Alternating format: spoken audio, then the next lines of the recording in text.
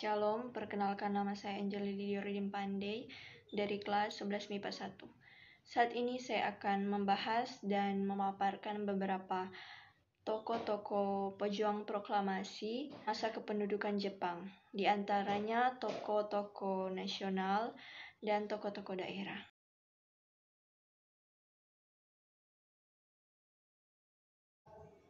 Soekarno atau yang dikenal dengan sebutan Bung Karno merupakan pria kelahiran 6 Juni 1901. Sejak masih bersekolah, Soekarno sudah aktif sebagai penggerak mahasiswa. Untuk kemudian pada tahun 1927, bersama kawan-kawannya mendirikan sebuah partai politik yang disebut dengan Partai Nasional Indonesia atau PNI. Pada masa penjajahan Jepang, Soekarno diberi kepercayaan untuk memimpin organisasi Putera, Chuo Sangiin, dan PPKI. Dalam perjuangannya melawan penjajah, tidak jarang Soekarno keluar masuk penjara. Salah satu peran penting Soekarno yang sangat berharga adalah merumuskan teks proklamasi bersama dengan Muhammad Hatta dan Ahmad Subarjo. Rumusan tersebut pada akhirnya diumumkan Soekarno-Hatta pada 17 Agustus 1945 secara tidak langsung menginformasikan bahwa Indonesia sudah menjadi negara yang merdeka. Maka dari itu, Soekarno sampai saat ini dikenal sebagai Bapak Proklamator Indonesia.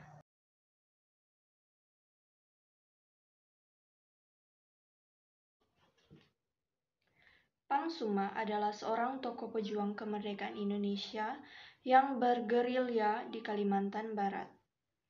Pangsuma dikenal sebagai pejuang melawan penjajah Jepang. Kini, tokoh pahlawan yang bernama Pangsuma belum ada satupun yang mengetahui di mana dan kapan ia lahir. Namun, menurut penuturan cucu pengawal Pangsuma, yaitu Sera atau lebih dikenal dengan Pangronda, menuturkan bahwa Pangsuma berasal dari dusun di Kecamatan Meliau bernama Bindang. Pangsuma merupakan nama panggilan. Dalam bahasa Meliau merupakan penggabungan dua suku kata, yakni Pang berarti bapak dan Suma adalah nama anaknya. Pangsuma berjuang membebaskan Meliau dari penjajahan Jepang. Walaupun mati di tangan teman seperjuangannya yang berkhianat karena bergabung dengan Jepang, Pangronda mengungkapkan cerita ini dari orang tua dan kakeknya, bahwa perjuangan Pangsuma memang benar-benar gigih. Pangsuma saat menginjak dewasa, sama dengan masyarakat lainnya, berada di bawah kekuasaan Jepang yang mengharuskan para kaum laki-laki harus bekerja untuk Jepang sebagai budak, membawa batang kayu berukuran besar, dan pada saat itu banyak rakyat yang sering dipukul serta diperlukan lainnya yang tidak manusiawi bila tidak bekerja secara maksimal. Latar belakang itulah Pangsuma melawan ketidakadilan dan dapat dukungan dari rakyat. Kita bekerja mati-matian untuk Jepang dan kita nanti mati juga untuk Jepang. Daripada kita mati untuk mereka, kenapa kita tidak membunuh Jepang? Tutur Pangronda menirukan cerita kakeknya. Rasa ingin membebaskan dari belenggu penjajah saat itu hanya dengan berbekal keberanian dan sebilah sabur atau sejenis mandau atau parang panjang. Pangsuma berhasil membunuh pimpinan Jepang di 3 lokasi, yakni Sekucing Balai Bekuak, perbatasan Kabupaten Ketapang dan Kecamatan Meliau, Kabupaten kedua di Desa Kunyil, Kecamatan Meliau, dan ketiga di pusat kota Meliau sendiri yang merupakan basisnya Jepang. Konon, menurut cerita, seseorang dapat dikatakan jago atau pahlawan bila dapat membunuh musuh paling banyak serta membawa pulang kepalanya sebagai bukti. Karena dirasa Pangsuma merupakan suatu sosok yang dapat membahayakan bagi Jepang, maka Jepang membayar teman seperguruan Pangsuma untuk membunuh Pangsuma, yakni ditembak dengan buntat kuali. Pangsuma ditembak bersama adiknya, Sang adik selamat, namun Pangsuma meninggal dunia di bawah jembatan, yang saat ini berlokasi di sebelah dermaga Meliau, dan tidak jauh dari tempat itu Pangsuma dimakamkan. Kini berdiri sebuah tugu yang diberi nama Tugu Pangsuma.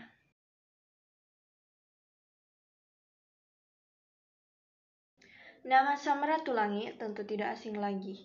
Dialah sosok gigi berasal dari tanah Minahasa. Dilahirkan pada 5 November 1890 dari kalangan keluarga berada. Riwayat pendidikan Sam juga cukup cemerlang.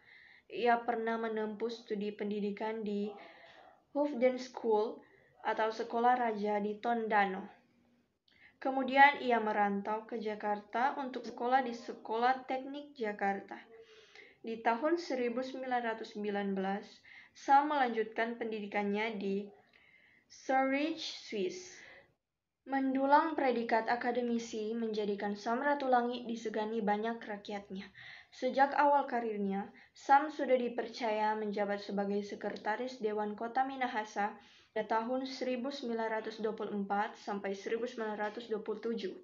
Samratulangi benar-benar membawa keberkahan bagi rakyat Minahasa. Ia sangat memperjuangkan nasib pribumi, mulai dari penghapusan kerja atau Rodi, mengadakan transmigrasi, hingga mendirikan yayasan dana belajar. 3 tahun berjuang, Sam kembali mendapat kepercayaan dari rakyat Minahasa untuk menjadi perwakilan di Dewan Rakyat pada 1927. Di kancah nasional, sepak terjang Samratulangi terus meroket.